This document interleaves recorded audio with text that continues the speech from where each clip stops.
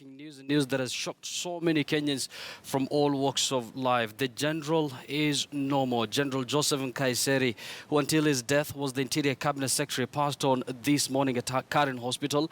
His body is currently at the Lee Funeral Hospital. We're going to shortly link with our editor there, Abdi Osman, who has been there since morning when this very tragic news broke. For now, of course, his body is at the Lee Funeral Home. For now, let's just take a look at his profile.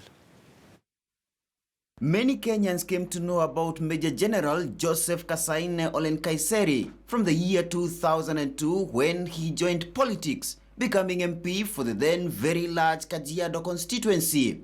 But Nkaissery was already a very prominent Maasai, having made his name in the Kenya Army, where he rose to the rank of Major General. He also served as Commandant of the Armed Forces Training College. He retired from the army in December 2002 after 20 years of military service. As well as being a politician, he was also a senior elder of the Maasai community. He was never shy to speak his mind. As I said, when I was approved by Parliament, if you are a security agent, if you are employed, if you are earning taxpayers' money, and you are given that job to secure Kenya, it is your responsibility. As part of Raila Odinga's ODM party, he was appointed Assistant Minister for Defense in the power-sharing government, led by President Mwai Kibaki from February 2008 to March 2013. I, Joseph Nkaissery. President Uhuru Kenyatta made a surprise appointment of General Nkaissery to the Interior Security docket, plucking him from the opposition party to replace Joseph Olelenku at the height of security challenges worsened by the Al-Shabaab terror attacks. My immediate move after leaving this place is to meet with the security team. We look at what the law provides. One thing I can assure you is that we are not going to infringe on the human right of citizens. As an internal security cabinet secretary, Joseph Nkaissery adopted a bare-knuckles approach to all issues, being a fierce defender of President Kenyatta's government against the opposition, bloggers and the media. Because nobody is above the law, and we cannot incite this country. We don't want incitement of this country. His sudden death came just hours after he had attended the National Prayers for Peace at Nairobi Uhuru Park. He died at the age of 67, having been born on the 28th of November 1949. Murimi Mwangi, KTN News. Oh, that is the profile of the now Interior Cabinet Secretary Joseph Nkaissery, who passed on, today suddenly after he was admitted at the Karen Hospital. And of course, I got the privilege of reporting several stories there as he served as the Interior Minister. And one of these famous quotes was, once a general, always a general. He was known as a no-nonsense man who brought, security in the country under control. Remember, he replaced the then Interior Cabinet Secretary Joseph Olelenku, and he brought so many, there were so many kinds of attacks right in the city, not just in northern Kenya, and I think he should be given credit for that. And now in studio, I'm Natolana. I'm together with three gentlemen who are security experts. One is a political analyst.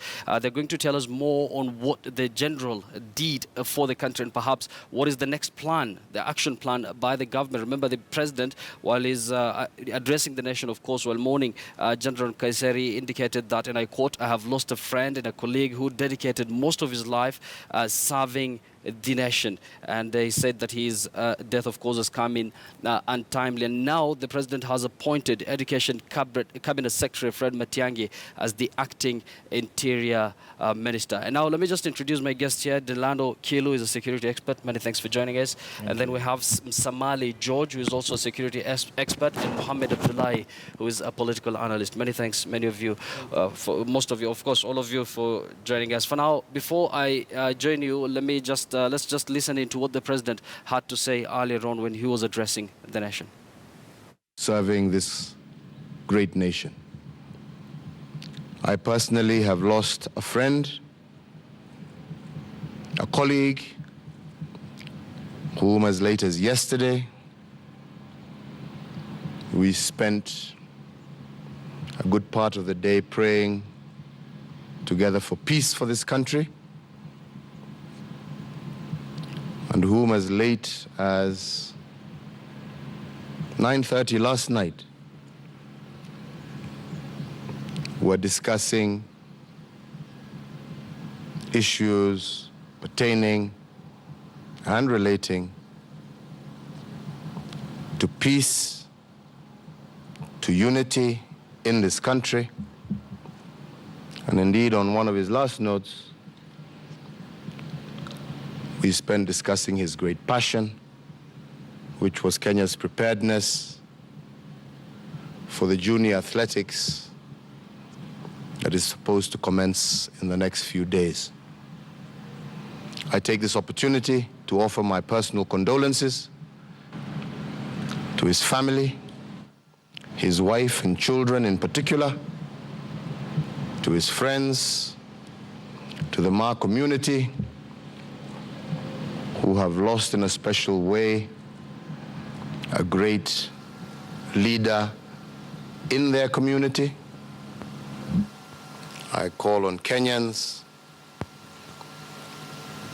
from across the political divide to mourn in peace and to uphold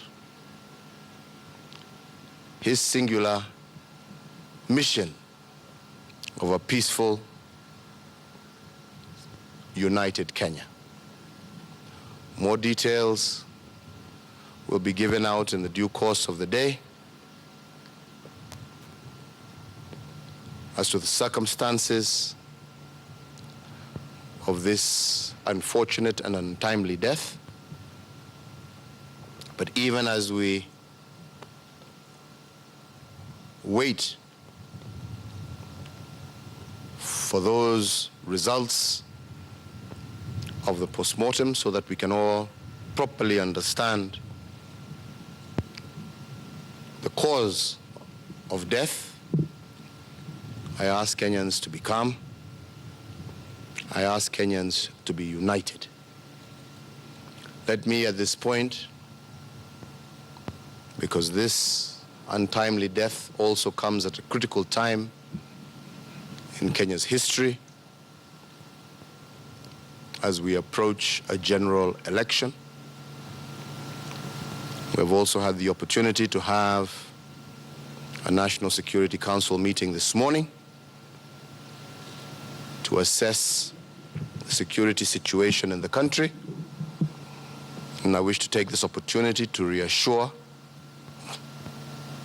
all Kenyans that our nation is secure and that our security forces are doing everything they can to ensure that our nation's borders and our people are secure. We have had an unfortunate incident this morning that we are currently assessing and addressing. But I take this opportunity to inform our Kenyans that there shall be no vacuum in securing our country. I have taken this morning the decision to appoint Dr. Fred Matiang'i as the acting Minister for Internal Security to ensure that there is no vacuum. I wish to assure Kenyans and all our friends of good faith that Kenya is secure, and I wish to take this opportunity also to let those who would wish to see a destabilized Kenya, an unsettled Kenya, that we are strong and we are ready. May God bless this beautiful country of Kenya, our people, and may God give our friend and colleague, Major General Joseph Nkaissery, eternal peace. I thank you. Those are earlier pictures from the house on the hill where President Uhuru Kenyatta was mourning the death of one of his key figures in the executive, and that is the Interior Cabinet Secretary Joseph Nkaissery. And some of the highlights in his speech is that the president said that he has lost a friend, a colleague who dedicated most of his life serving the nation. He has also indicated that his death has come in untimely, and when he was appointing the Education Cabinet Secretary Fred Matiang'i to take that position for now, he said that no vacuum will be left in the security sector or in the security docket. That is a very critical docket there that the late Joseph Nkaissery has left behind. For now, let's cross over to the Lee Funeral Home, where the body of the late Nkaissery is still lying after, of course, he was taken from a Karen hospital where he lost his life this morning. And now let's get some live pictures from there, where Abdi Osman is on standby, ready to give us an update there. We're getting reports that family members, friends of the late Nkaissery, so many members of parliament, especially from the Maasai region, including Moses Olusegun, and so many others are still there. Now, Abdi, what is the latest from the Lee Funeral Home? That have not yet been answered about his death, and we want to ask all agencies to quickly investigate, to quickly